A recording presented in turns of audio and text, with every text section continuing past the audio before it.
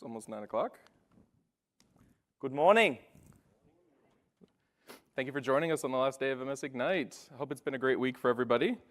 Hopefully we can send you off on a good note, give you some good material today. So my name is Eric Norn. I'm a solutions architect based out of New York City.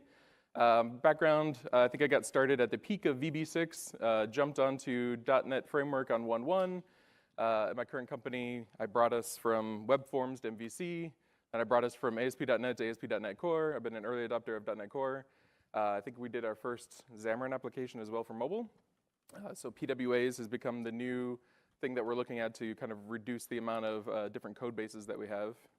So that's why I'm interested. So my name is Andreas Urban. I'm a solutions architect and software developer currently based in Connecticut, New Haven. And I have been working with a wide set of technologies for quite some years. For a lot of years, I was stuck in the backend world. But more recently, I was diving into innovation-centric technologies, one of them being HoloLens, for example, another one being how do you use democratized AI for everybody in applications. So my interest in this talk is how to use Windows machine learning to enrich an application like a PWA application. Okay. So today we're going to look at a couple of different things. We're going to start off with just background on progressive web applications, how you might get started with publishing them, the ways that you can add value. Specifically, we're going to be looking at the Windows 10 APIs that you can get access to. We're going to do a little bit of machine learning so you can see the APIs in action, and then we'll wrap up. So first of all, progressive web applications, it's just a combination of technologies we've had for a while now. It doesn't, I'm going to keep saying progressive web applications, but it doesn't have to be a web application. It can be just a standard static site. What most people will use PWAs for is just for offline capability right away, and that's fine whether you have dynamic content or not. It should always enhance the experience. It should never be the core experience. So if a user is using this site or application on a device that doesn't support some of the progressive functionality, which we'll get into, it needs to still function. So people who are familiar with writing JavaScript over the years doing web, you've probably gotten familiar with feature detection in browsers and making sure that you have cross-compatible calls, libraries, jQuery's popularity rose a lot out of that. And it should, if a user decides to disable, it should always leave your site perfectly functioning. So a PWA is all this. It's once you've kind of released it, it's very similar to a native application. But at its core, it should be app-like. It needs to be adjusting to connection challenge environments. So you hear a lot of people over the last few years, or maybe even longer, talking about mobile-first development. It doesn't always mean necessarily the UI, but we need to think about how the workforce is mobile now. On mobile devices, you've got slow network, sometimes no network. Sometimes you have Li-Fi, where your phone says you're connected to Wi-Fi, but you're not actually getting a signal. And then it needs to be progressive in just that you should have your base behavior, but if you can take advantage of native features that are available to you on a device, you should. PWAs are the same as a web application or web. You start with building, deploying, publishing your app. But at the end, you have kind of a fork. Instead of it becoming web content, which it can, you can optionally, you don't have to, but you can optionally package it up and make it available through, say, like the Windows Store or Android or Google Play, I guess. But it's still just a web application, and we'll see what it takes to put that together. It's also cross-platform because it's web. Web is always supposed to be cross-platform. So again, feature detection, making sure that you've got a functioning application across different environments. But on Windows, it's a really good experience because you can actually have access to the Windows RT APIs, which you'll see in a minute. So not only does it work across all browsers, but then if it's installed locally on Windows 10, you can get access to Windows 10 features. The minimum amounts, HTTPS, is pretty much required for any advanced functionality on the web today. Just a little caveat, there is a exception made for doing development. If you're on localhost, HTTPS isn't actually necessary, which can really help out because science certificates, some browsers aren't super happy about and will block. So it's nice to be able to do development without being blocked because of certificates. Needs to have a web app manifest, which we'll take a look at in a minute, just a JSON document. And then it has to have a service worker. The manifest, I would say you can look at the syntax. There's not a lot to it. It'll look a little bit nasty once it has the icons in there, multiple icons. But just like if you've done any mobile applications, you have to have different images at different resolutions for different devices. There's a few different resources to help you generate those, which you can do either through Visual Studio if you're using on Windows or sites like PWA Builder. One of those properties, though, that you saw was the display property. Right now, the two standard that most people use are either browser or standalone. On Windows 10, if you're using browser, it's going to behave just like in the browser. It's going to open up Edge as a new tab. You're not going to have access to the Windows 10 APIs. It's going to be full browser. It's not going to be listable in the store. You choose, and you'll have the web browser controls and everything because it's just going to be Edge. If you choose standalone, it will be packaged and it can be installed on Windows 10, which means it can be available in the store. And you can have access to the Windows 10 APIs.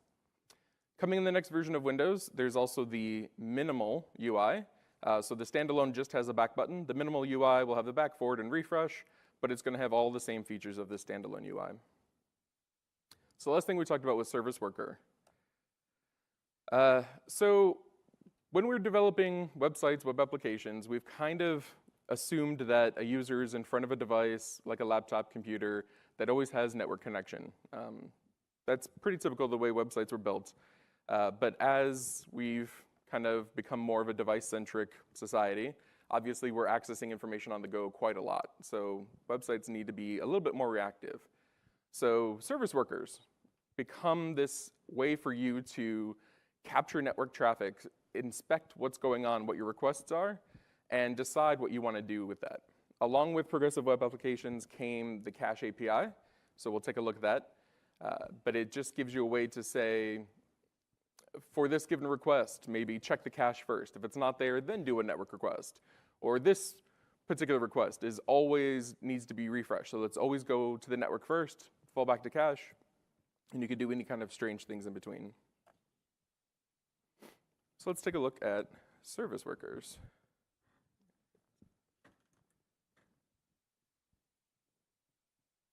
Okay. So I mentioned you don't need a full web application. You can just do a site. So this is just a very, very simple HTML site. You've seen, well, I mean, you can see that it's simple. All I have here is just some plain HTML and a link to the site.js JavaScript, which right now has nothing. So I've got it running locally. I'll bring it up just so you can see it's running. I'm going to take a look at the developer tools. And under service workers, you see there's no service workers found. Cross-platform compatibility obviously is necessary, so let's take a look at it over in Chrome as well. You can see it's up. Under application, no service workers. So I'm going to take it offline and see what happens. Wow, that was pretty predictable, right? Yes, it was. So what can we do about that? Back in our site.js, we can register a service worker. So feature detection, like I mentioned before, you want to make sure that the device that's running this, the browser or whatever, actually supports service workers. So if service worker and navigator, and there isn't already a controller, meaning we haven't already registered a service worker, register the service worker. And here we're specifying it's going to be sw.js at the root of our application. There's a session after this, I believe, from Ali Aralas. I've got a slide at the end that'll give more information. He will dive deeper into service workers, so he can explain more about scopes and things like that. But just understand that at this point, we're going to be loading up this service worker. All this service worker does is listen for fetch events, which is the new, it's the event that's fired every time the browser is going to make a network connection. And we're going to respond with checking our cache to see, is there anything inside of this cache name? If so, well, open it up, return a match, and if there is no match, then go ahead and fetch it off the network, clone a copy of it to put in the cache, and then return the result. So this is going to be a cache on request. That way, if the network goes down, it can check the cache, or sorry, it's going to be a cache first, fall back to network service worker. So let's go ahead and bring the application back online and refresh. Oh, did I save it? Always have to save your files if you want to see those changes come through. And now you see a service worker has been registered over here in Chrome. And if I refresh Edge, we've got a service worker over here as well. So if we look, do another request now that the service worker has been registered, we should see the cache storage just popped up in a new option for Simple Dynamic, and you see our site is there. So if we go offline again,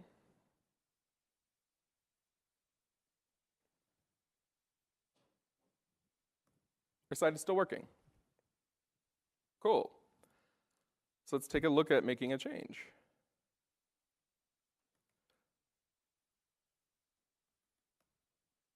So now we're just adding a second page to our application. We need to bring it back online so that we can see that change. So we've made a change. I've saved it. I'm coming back online and refreshing. I don't see the change. I don't see the change. Eric, why is that? Because my service worker says always go to the cache first. Oh. So this is one of those situations where you have to be aware that you can pre-cache, but from time to time you're going to want a refresh mechanism just to make sure that your content is constantly being refreshed based on some schedule. There's a number of different tools that can help you out with that. Workbox is one that I'm using, but some advanced logic you need to be aware. Caching, if you've been doing web development at all, that's always been kind of a bane, a thorn in the side of trying to get that right. But this is one of those places that you'll need to be sure. Okay, go back to the slides.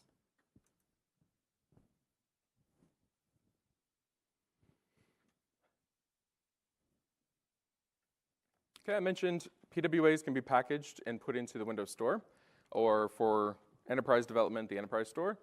There's two ways of getting it there. You can self-publish just like you would any application. You just create the app manifest like you would, very easy through Visual Studio. You have to have the developer account. That story is pretty well known. What is new is that Microsoft is currently in beta right now, auto-indexing the web. Whenever it finds a progressive web application that looks like it meets the standard, it'll be a standalone display option, so it has to have valid manifest. It's got the necessary images at the right resolution, and the site itself needs to be responsive to different screen sizes. Microsoft will then package that and put it in the store so that your site can become discoverable through the store.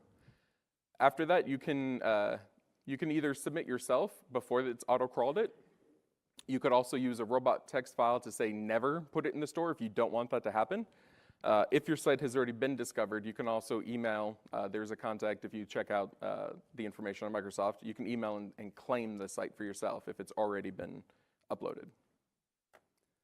For packaging, there's a couple of different ways of doing it. Visual Studio is pretty common using the templates that are available to you there. But PWA Builder is a very simple way to get started if you're a developer just looking to get started and load a progressive web application onto your device side load. So you have to have developer mode active on Windows 10. And then you can use PWA Builder, which we'll take a look at.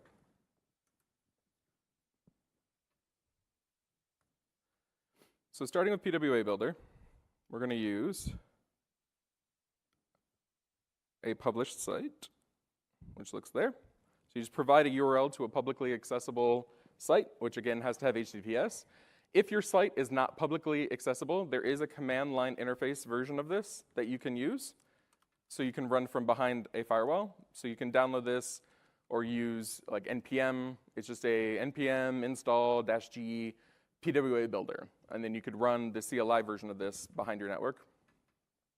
We'll click Get Started. And you see it's found my manifest.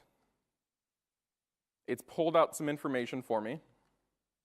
It's detected the images, which come from another Microsoft sample. Don't judge my design ability there. And I apologize, I caught a bit of a cold. Sorry. So just some settings that weren't picked up, I'm just going to put in there. So English, just double checking standalone is there. I'm going to click Next Step. For PWA Builder, it's going to guide you to putting a progressive a service worker in. We already have a service worker in ours, so we're going to skip straight to Publish PWA. Under Windows, there's two options. Download is the version that's going to give you a zip file that you can sideload. Generate AppX would be an actual AppX file that you could submit to the store. I wouldn't recommend doing that just because you will probably want to grab your store credentials and put them in the file. So, but this is a good way to get started with sideloading. So you would just click Download.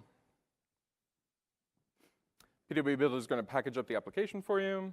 Doesn't take very long because the PWA application itself is really just the images and the manifest and a couple of other little pieces. So it's not like downloading your entire site and all your assets or anything like that. So it's normally very, very quick. And then when it's done, it gives you a download link automatically, and it'll be a zip file that when you open it up, there's a PowerShell script to install. So it's like install.ps1. You can go in and make any changes you want since it uses the same templated names for everything. If you do this more than once for different applications, you'll get an install conflict because it'll say this ID is already used. So you got to be aware that you'd have to go in and actually edit that. Once you've sideloaded it, you'll get an application like this. So we'll compare this to the actual published site. So this is on Edge. Again, very fancy, very, very generated from a Bootstrap template. And then the app looks very similar, right? Except the navigation's a little different. On our published site, we only see the home and image gallery. But on the PWA, we've got this image recognition tab. Feature detection. The browser obviously doesn't have the machine learning APIs that we would need to do, which Andreas is going to show you in a little bit. But this is where you would use that feature detection in JavaScript to see, is the device I'm running on capable of doing this? If not, hide it. Don't even show it to the users. So here's where you can see where I could take advantage of Windows 10 APIs by running the PWA as an app versus a site. So that feature detection would work in any browser, right? Yes. So it's just standard feature detection where you're just like, you can do type of Windows does not equal undefined. It's a very simple check. For different versions of Windows, there's new APIs rolled out. So the machine learning stuff on here is still in preview, which will release in Windows 1809, which I think is due at the beginning of October, right? Well, they're probably flighting the last builds, but that's not for us to know. So 1809, meaning September, so it should be out by October. To that smattering of applause or laughter. All right, so that's PWA Builder. And then once you have that installed on your machine once, you won't need to reinstall it unless you've made some major change with like the images or anything like that. Because again, the PWA is just a pointer to the site. And as long as you've got your caching set up correctly, it's always going to be polling from the site. So whenever you publish an update, it'll come through automatically. So Windows 10 APIs in PWA, I've mentioned that a couple of times now. Few different things that can come from that. Analytics, something that we're always wanting to know. how is their site being used, by who, when, in what order, are they flowing through our site in a particular pattern? Are they clicking around in different places? Does it seem like they're jumping around a lot? Maybe they don't see what they're looking for, so it's taking them a while. In-app purchases, kind of a big feature for transactions. The promotability of being in the store is really great. The no data storage caps is really particularly good. In progressive web application service workers, the caching API is limited to whatever the browser is willing to give you for size. On mobile devices, this is quite small. On desktops and laptops, it's a bit bigger, but it's still pretty limited. On Windows 10, you can actually take advantage of the storage APIs and write your own files out to storage itself. So you can kind of get past some of those limitations if you do need to store lots and lots of files, or just very big files. Twitter recently switched their Windows 10 from custom development over PWA. It's been a pretty big success from what I understand. It used to be feature lagging. I don't know, I guess there's been some times where Windows specific applications are sometimes behind other things. So the iOS, iPhone, Android, sometimes they have a more updated client than Windows. I don't understand that.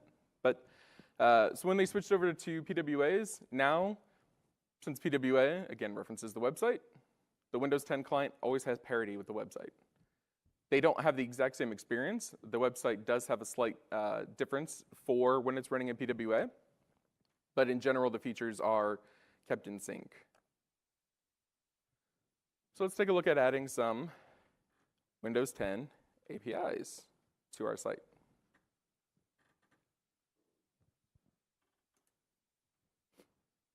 Okay, so we're going to be working off of this site that you've seen.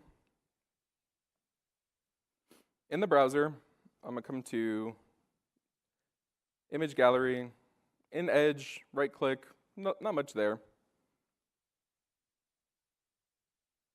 But when I come into the PWA and I right-click, I have different context menu. If you're familiar from, like, I don't know, late 90s, early 2000s web, where you could start doing that with JavaScript and customizing context menus, it's a little bit simpler now, but it's still kind of a handy go-to. So maybe on a device, instead of having like a upload link where they've got to choose a file, hit add, choose another file, hit add, maybe instead you can give them the native picker here. I'm just going to choose a few files. And I have my notifications turned off. But what you would have seen was a message. So let me show you that again. So I'm going to select some files. Now it says, you've selected undefined files to upload. This could take a little while. Undefined. That seems a very JavaScript-y thing, right? When you do anything about that? Yeah, I think so. How can we figure out what's going on here? Do we have F12? So in PWAs, this application doesn't have F12, but we do have these Microsoft Edge dev tools, still in preview, but is available on the Microsoft Store. Should probably close some things so that way it's a little more clear what we're looking at.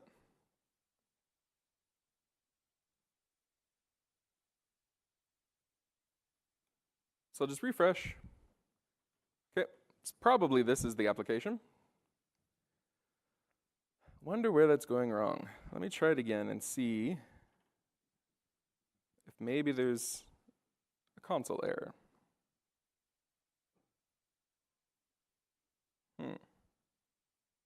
No console error. So let's take a look. All right, I show the file picker. When I get it back, I'm showing a notification. Okay, so this is where I'm going to show the notification. Maybe it's somewhere in there. Let's try it one more time. So you put a breakpoint there? Yeah. Oh, outside of Visual Studio. Oh, look at that. It got hit. Just like you would expect inside of the browser, PWA, even though it's running as an app, I still have access to breakpoints here.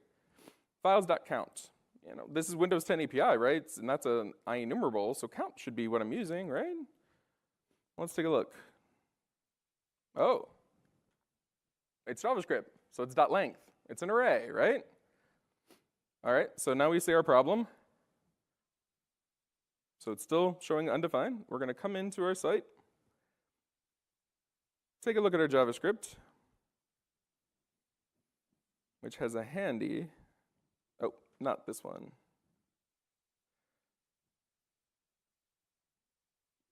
Gallery. It's almost as if somebody knew that that problem was going to happen. All right. So we'll take a look at length here. And we will publish our change and see what happens. So now I'm publishing out to Azure, which for this, I'm specifically not using deployment slots. If you're not familiar, deployment slots are a way for you to keep your site live on one slot, deploy to the other, wait for it to spin up, get it running, test it out, and then swap. So users never see any downtime. For me, I want that downtime. I want to show you what happens, okay?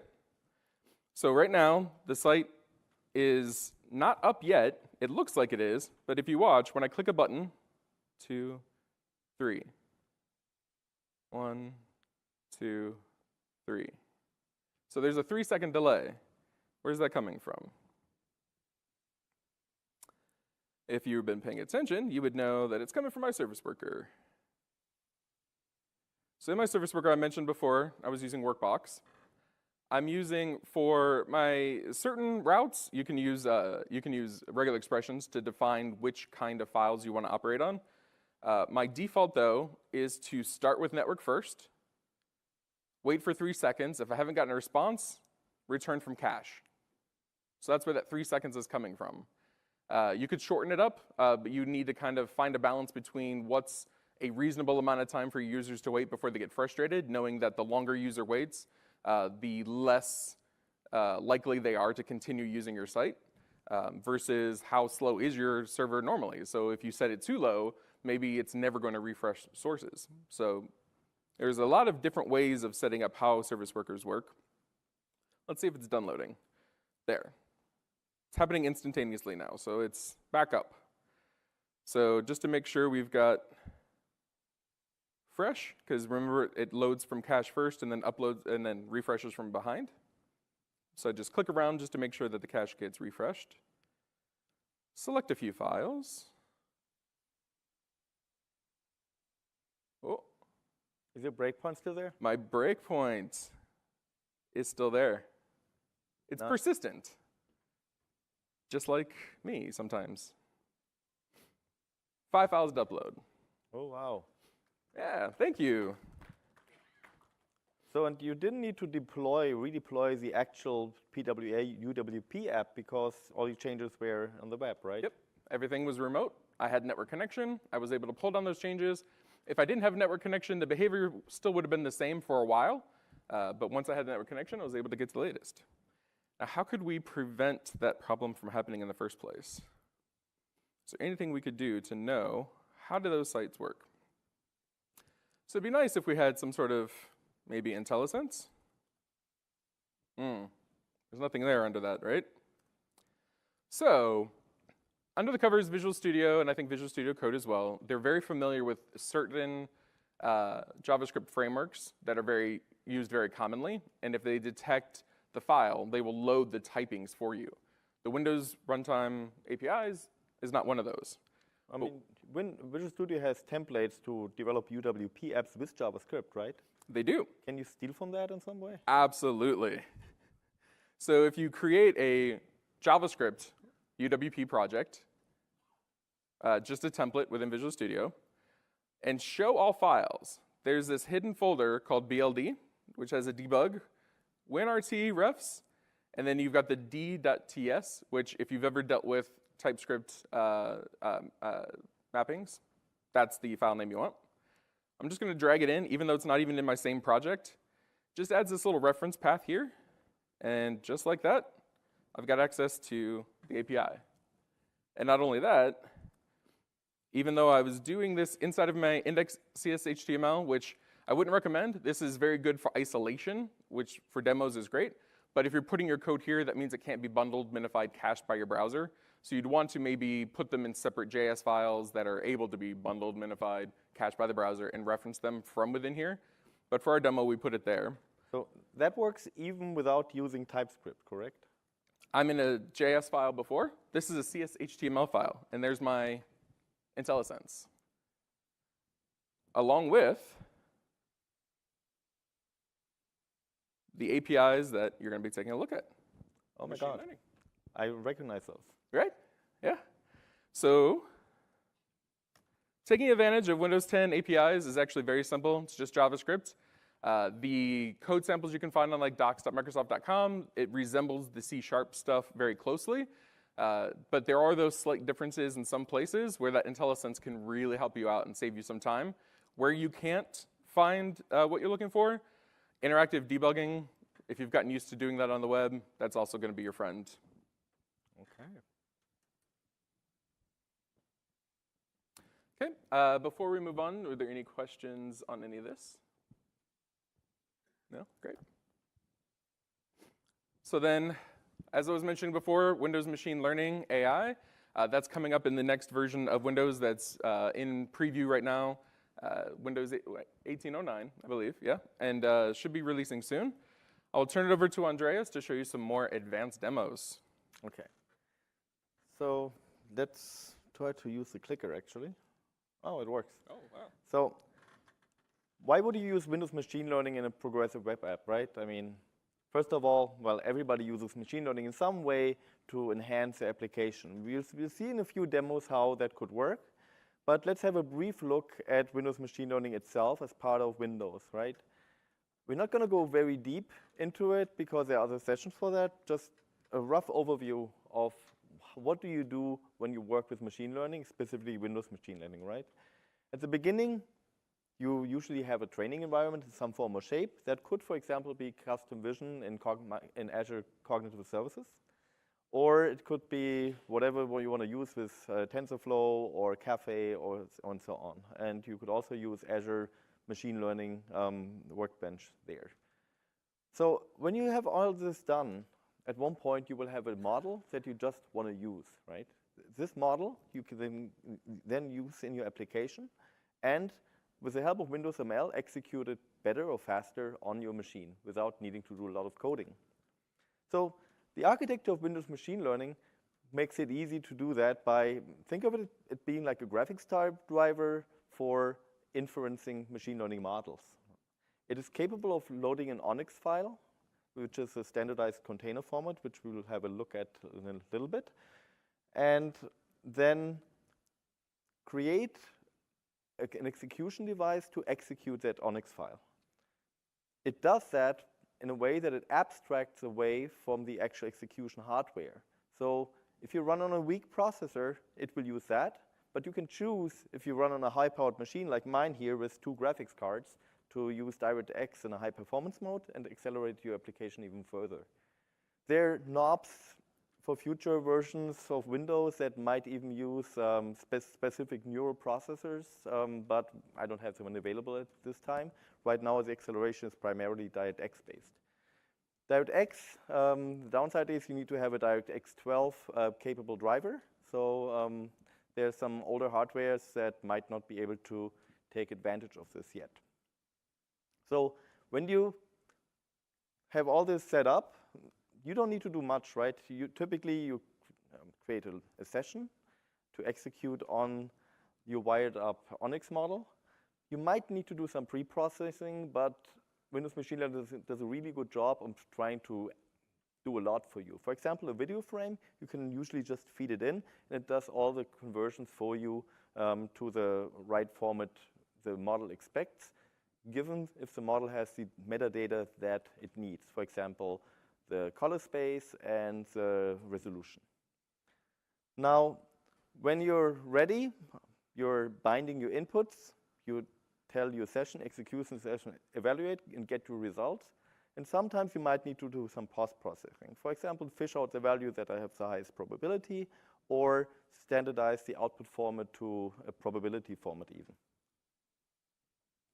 ONNX is a standardized format to describe models, not just neural networks, but also other types of machine learning models, and is backed by Amazon, by Facebook, open source, Microsoft, and a lot of hardware vendors. So I would suggest strongly to always look into working based on ONNX if you can, and from there with tools, you can convert also to other model types for other platforms. How do you get those models if you don't want to do training or so on? You can actually find some, first of all, in the Azure AI gallery. Here's some highlighted what you want to filter for to find Windows machine learning models for the upcoming Windows version. Specifically, you want to mark that it's Windows ML compatible, and in the text, typically it will say 1.2 version of the model, which refers to the Onyx version underlying it. There was a breaking change from a previous Windows preview version. Now the namespace is graduating from the preview namespace into the proper AI namespace, and that is what you get with this breaking change. The other space to get it from, and that's currently recommended, is the GitHub open source Onyx Model Zoo. There you can also contribute. They have a lot of open slots there where you can even upload your own models, be a contributor, or complain if you find bugs in a model. Yeah, those things exist. It happened to me when I was trying to use an emotion recognition engine that I found somewhere, and it wasn't giving me the right outputs. On GitHub, I found that there was a better version available meanwhile. You say you found somewhere. Was this like off the back of a van? That's why it wasn't working? Or? Well, I should have looked at GitHub first. That was my mistake. The Azure AI gallery is a curated gallery, so sometimes there might be a gap, but they're working on fixing that. So in the future, they will pull down those models, ideally directly from GitHub, and still have an exploratory experience in the Azure model gallery. Now, what you have seen before is to use PWA Builder, right? But what if you really need or want to work offline? You can use Visual Studio also to build your PWAs. To do that, you have templates in Visual Studio, which I will not do the whole creation process manually, but I will show you how it will look like in the end. At first of all, you need to reference like where is, well, you need to create a hosted, so-called hosted application. And well, I give it a name, PWA UWP test. And then you want to choose the API set that you support. And in my case, I really wanted to force it to work on the latest version of Windows and the latest pre-release SDK. So I set both the target and the minimum version for that. I mean, it's not very graceful to do it that way. So if you build an app, be more friendly and support lower minimum versions. But in my case, I wanted to have the latest version available. Then there's some tabs you need to take care of. I mean, the important thing is that you set your start page. It's very small here on the presentation notebook. I will try to zoom in into Visual Studio. In my case, the start page can be localhost, hosted in IIS Express. The next important thing is that you tell it what can it access, right? I mean, so you don't want to navigate wildly around to access your resources in your application. So there is a format how to describe like what URLs can be accessed and which should have Windows runtime access, WinRT access. So when I was using those APIs myself, this needed to be set. In order for me to be able to access those APIs, we needed to set this content URI. Yes. Yep. Well, coincidentally, luckily for us, PWA Builder will set up that one entry for you. So PWA Builder will make that connection, but if you need other URIs to be able to access the APIs, PWA will not do that for you. So you would have to come here. Okay. Finally, there's a step that, because it's going to be a Windows application, you want to have nice icons and tiles and so on. And Visual Studio makes it also fairly easy to just upload one image in one spot and generate the necessary visual artifacts and assets for you. So after that, it will look like this. And now let's switch briefly to my machine. Is it 8? It's 8, okay. And what I was promising before is here, right? I mean, you see here that it's Y up to localhost. You see the content URIs are also localhost. And now the interesting thing is it's a UWP app. We are able to use more things on our machine than a regular browser. But you want to declare those capabilities, otherwise you will not have access to that. So right? it's just like building a UWP app in general. It's just like you building a UWP app, and frankly, this is a spot that you, if you add a new capability, might forget. For example, webcam, or that you want to access a pictures library, right? Okay. You will not have full access to, you will have a similar access to your machine like a regular store app in general. With some restrictions. By the way, PWA, UWP app cannot use XAML, of course, right? It's restricted to what Edge can render. Makes sense. Oh, I guess we didn't touch on that too much, did we? That a PWA itself is running, it's an Edge containerized browser. So even though you're getting access to the APIs, this isn't an unrestricted application. This is still has some security wrapping around it, just like a browser would. It is similar to WebView control in that sense. Okay. And gives you, you could think, say, like an additional layer of security in that sense. But you get also the convenience of just using HTML for describing the UI. Yeah. One code base. Okay. So now, this slide's okay? I might, no? One more. Is it? Oh, okay, never mind. There we go. Okay, oh, that was just too fast. Okay, my demo continues. I forgot that I moved my slide. I'm sorry about that. Now, what do we want to do with machine learning, and how do we look at that, right? So in our application, I prepared a few samples, and because it's a web application, the interesting thing or different thing compared to other applications that you write as a UWP application developer is that specific things you want to put in your www root and treat them like an asset you download. For example, my models, my so-called Onyx models, will just be downloadable assets for the application. I mean, in my sense, it's a little bit boring because I run locally, but with IIS Express. But it makes it really easy to change assets on the fly without having to roll out a new application, which is always a big problem. Typical UWP applications might otherwise need to be completely newly installed if you have a new version of the Onyx container. Now let's look at one of those Onyx containers briefly. There's a tool called Netron that lets you browse how an Onyx container actually is processing the information. And if that's... Make it bigger? I can't quite see that. Yeah. Getting older, my eyes aren't as good. Yeah. And, well, I can zoom it like this.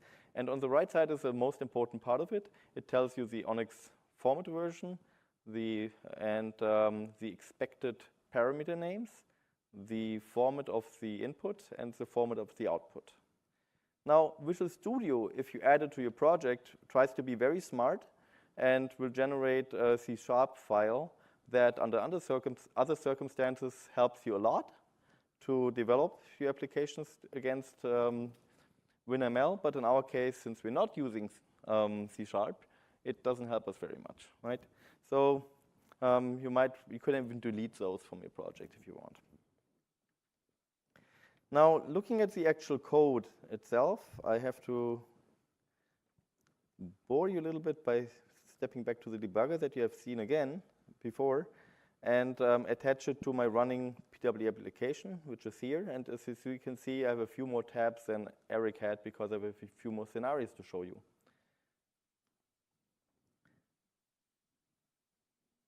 Let's switch to the so-called SqueezeNet image recognition. And you see again that you have in the debugger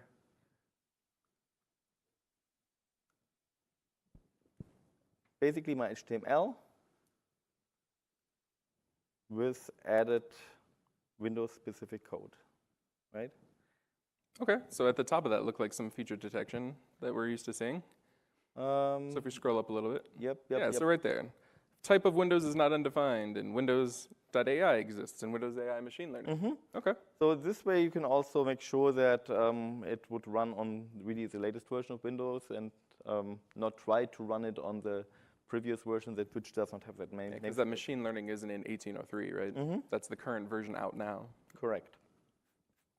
Now, the interesting part of it is when you start loading the model, which I will show here in a second. And basically, we're loading the actual Onyx model just from a URI, right? I mean, the URI is inside our application. In my case, it's actually relative to my local host.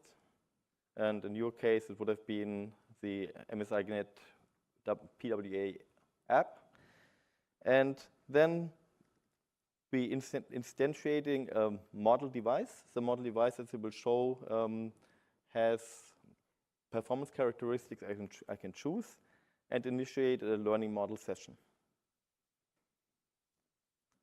Now, the next thing is I want to process something, right? So I can just use the image picker, the file picker, and then work on the result of that file picker by opening the file first, then create a stream based on it, and finally convert it into a so-called video frame. And video frame is that what Windows machine learning really likes a lot. Then I bind the input to the model, to the session, sorry, and finally evaluate it asynchronous. So now you didn't have to pre-process that image at all? Change the size, change the color depth, nothing? Yeah, initially I tried to, and I was frankly going crazy, but then I read the documentation and tried it out, and it just worked. Who reads documentation? Right? So here's a little bit of post-processing that I will do on the result.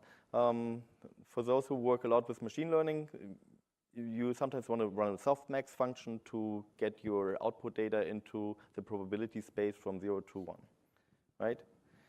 And since it's so nice, I would say let's put a breakpoint right here, okay?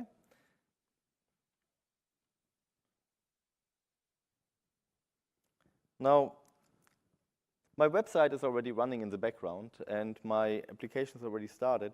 So if I, let's say, load the model, then pick an image, it should, oh, I can even take a picture. Why? Because our browser lets us also use our Windows devices. And because this is using the Windows 10 native file picker, so you have access to the camera device. Yeah.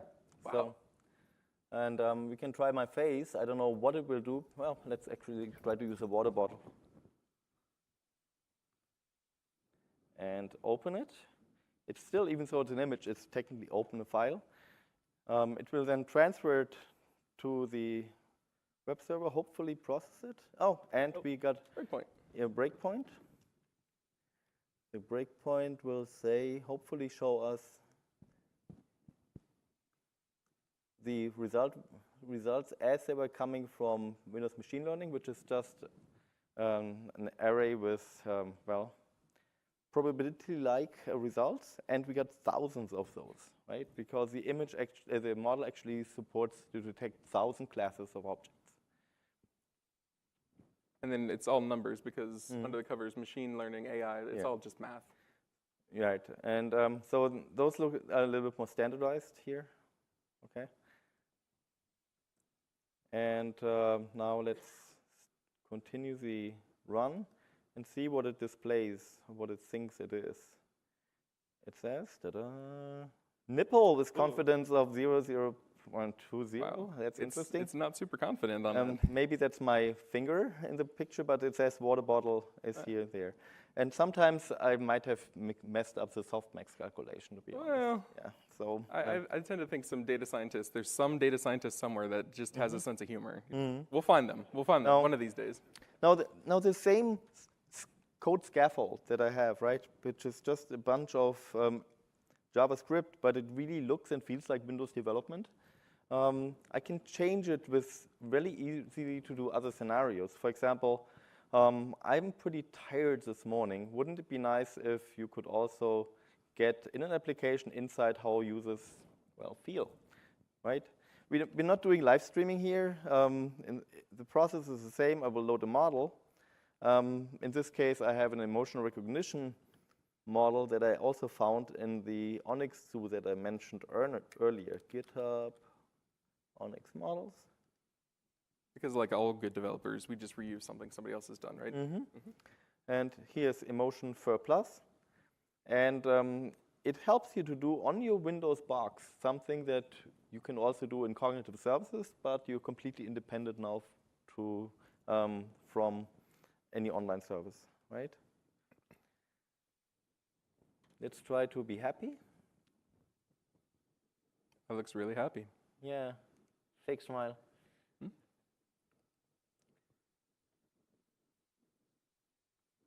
Now, when these models are programming, there's already a set number of responses, right? It's not going to peer into your soul and decide. No, there's, and you can find that in the model documentation, what the arrays, what the outputs are. It's like happiness, sadness, contempt, disgust maybe, and so on. But oh yeah, I do see a little bit of contempt in your face there. Yeah, I give people attitude sometimes. I know. But now, last night I thought of something. Why can't we solve a real problem with Windows machine learning, specifically to run on a PC, right? I mean, we have taken all those pictures and nice, we see that we're smiling, but okay, last night we were wandering around and I used my horribly bad cell phone camera to take some pictures. So ignite images, yeah? I mean, from the party, right? I mean, wow. Yeah. And they just named image 18112 something. And some of them are horribly blurry. We're not going to go into the quality, but wouldn't it be nice if we can somehow sort those images? It would be nice, yeah. Right?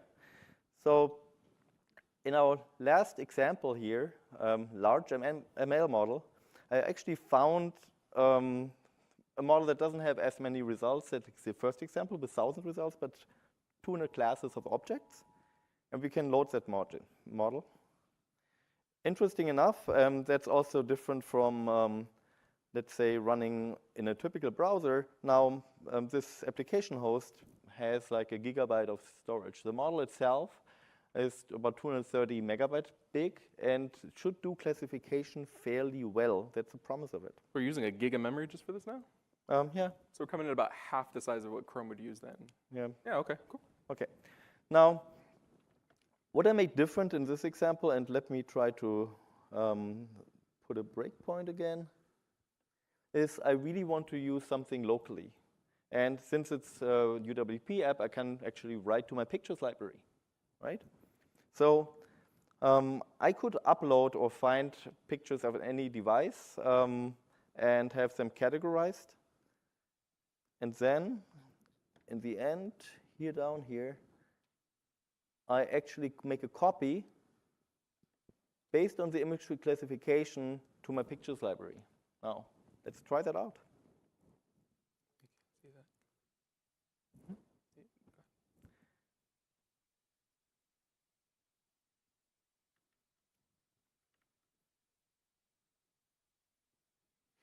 So you just picked a lot of files. Quite a lot of files, but because I have a pretty fast notebook, it processes almost in a heartbeat.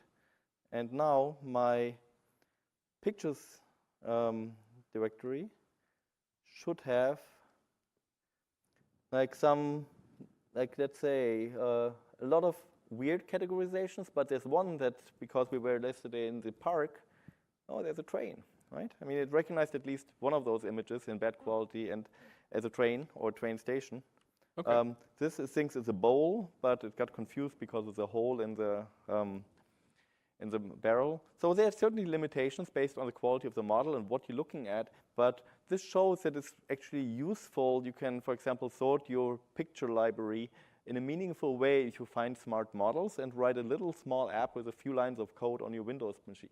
But this was trained off of somebody else's demo. Yeah, somebody else did the hard work and ran hundreds of hours of training data for those 200 classes for categorization. Now, what if you knew for your business, maybe there's some object space already. How would you get those objects? How would you know? Okay. If you have a limited set of objects, you could easily use Azure Cognitive Services to upload example pictures and say, this is a barrel, this is a machine, this is a safety sign, this is a picture of an employee, this is Scott Hanselman, and then create, with a few example pictures, approximately 5 to 7 at least per class. Only 5 to 7? Yeah. Wow. And you should be able to do some classification based on those results. Okay. Now, it might then find that maybe you look like Scott Hanselman, but it will be able to say this is not Scott Guthrie. So the machine learning is only as good as the data that was trained exactly. off of. Okay. All right. So you could train it in cognitive services, get the model out, and then you can evaluate it using. So the export for Onyx 1.2 is going to ship very soon. Okay. Right now, you would need to have a conversion step in the middle. Okay. Okay, that concludes the machine learning demo of my part, and I hope this is something that's useful for a few people. So let's go back to the slides. So after we have shown this example how to integrate machine learning in a PWA UWP app, so what do you think is a takeaway for writing PWA apps? Well, I think it's no more difficult than writing any JavaScript web application. You can take that how you will on that. Well, I usually don't write JavaScript, and even I was able to do it. So yeah, that's actually really impressive. I did watch him do that, and yeah, that's very impressive. Yeah, so I look at this as a really good middle step from when we want to start supporting devices at my company without having to do. Even though Xamarin was very good, rolling that out, having a deployment store, we have containered services for security that have to be installed on the phones. This becomes a lot easier because all of those security containers that you would have to wrap an app in, they come with a secure browser. Secure browser can hit the website. You can pull down the application that way. So this becomes an easier road of entry to let me give app-like apps to my users on their devices. Yeah. What amazed me was the deployment story. I mean, how easy it is to deploy change. In my case, even for local development, rapid changes for, didn't need to rebuild your whole PWA, UWP app and deploy it again. I just changed a new model file and changed one line of code and code in IIS Express, and it just worked. So that made it a lot faster to get code done than I anticipated. That. Yeah, window store policies for approvals can take a long time. I hadn't considered that dynamic updating. That could really get updates to your users a lot faster. Yeah. Okay. So I hope you've seen today Progressive Web Applications. It's really easy to get started. If you already have a website, you're almost there. You just have to generate up a manifest, which very simple. You can find those on different developer forums, Mozilla, and then adding a service worker doesn't have to be very complicated. The service worker itself doesn't technically have to do anything as long as it's there. It probably should. At the bare minimum, you should handle offline capability. But again, remember caching is that tricky area where you have to be sure that you're not getting too greedy with your caching, and then now you're missing out on the liveness of data. So also, you should be clear if you're running offline that you notify your users that you're offline, right? Oh, that's a good point. Yeah. So if you have uploads or something, if you're submitting documents, you'd want to let them know that they're offline so that, let's say you have a deadline coming up and you're trying to send a file over to your boss. You'd be like, all right, I sent it to you. All right, I don't have it. Where's it at? You're in a low network zone. You just need to move. Yeah. So what do you do if you want to learn more or how to get started? I guess you could ask these people. Well, but if you don't want to get to that, earlier in this week, Aaron Gustafson, BRK2111, for people who are looking up this later, did a beginning progressive web applications talk. So that would be another way of, if we went a little too far too fast, you could get a little bit more groundwork in there. I believe Ali later today, I'm not sure if it's the next session or not, but BRK2366, oh, it's the next session? Great. We'll be digging more into those service workers. So where I glossed over that a lot, he will be able to dig deeper. Yeah, so my examples, I didn't use a service worker at all, for example, right? But I could have. You should have. Well, I mean, it was running in the background doing the scaffolding and the magic, but I didn't need to do much there. Okay. And then there's also a good overview session. I think delivered by Cam that happened earlier this week about the Windows AI platform and the intelligent edge and how it fits together with WinML and Azure and all those other things. Well, that's the first time we've mentioned. What's the intelligent edge? That's, well, think of it, there's intelligent clouds, there's intelligent edge. How do you get insights, learnings into desktop or mobile devices and so on? Okay. So when we were looking at that batch processing that you were doing, you chose a bunch of pictures and you had the classifications very quickly. That's using the edge because you were evaluating it locally. Exactly, and So it would have worked offline. What would the story have been if you didn't have that ability? Well, on Windows it would have run slower because my computer is fast, but then otherwise I could have used cognitive services, for example, for similar classification tasks. So you would have had to have chosen the files. Those files would have to be uploaded. So you've got the network transfer to your server. Then your server is going to have to connect that to cognitive services, which is a fantastic resource. But for batch processing, it's going to take a little while longer to process all of those, get the answers back, and then notify the user in some way. That could be a pretty long amount of time, yeah. And then you wouldn't have been able to write out to the file system directly. You'd have to provide maybe like a zip file or something. Yeah. So the list of getting started into PWAs, I think the resources seem pretty comprehensive, right? I mean, it seems it is very quick to just put up a scaffold and start coding. Yeah, and you can find more information on docs.microsoft.com. We have a couple of short links here. For those of you who haven't been looking at docs.microsoft.com, it's a fantastic resource. It is not like MSDN was, which was also a fantastic resource, but Docs is a little bit more readable. I believe they switched over to using GitHub for pull requests. So if you do see mistakes in their documentation, you can file GitHub issues, do pull requests with updated documentation. It's fantastic. A lot of great examples there as well. Okay.